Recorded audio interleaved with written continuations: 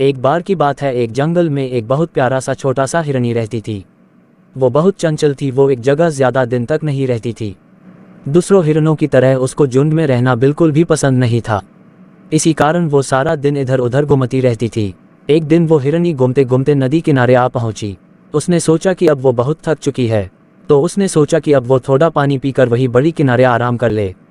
तभी एक शिकारी से झाड़ियों के पीछे से झुककर उस हिरन को देख लिया। जैसे ही हिरनी ने शिकारी को देखा, वो बहुत बुरी तरह से डर गई थी। शिकारी को देखकर हिरनी वहां से भागना शुरू कर दी।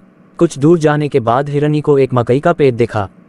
उसने सोचा कि इसके पहले शिकारी आकर मेरा शिकार कर ले तो उससे पहले ही मुझे इस खेत में जाकर छुप जाना चाहिए, और शिकारी मुझे देख नहीं पाएगा और मैं बच जाऊंगी। और इतना कहकर हिरनी मकई के पेड़ के खेत में जा छुपी थी। मकई का पेड़ काफी घना था, जिसके कारण हिरनी वह आराम से जाकर छुपी हुई थी।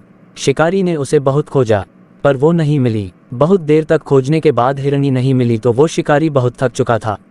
हिरनी ने सोचा कि अब वो बच जाएगी, और उसने सोचा कि अब तक तो शिकारी भी चला गया होगा।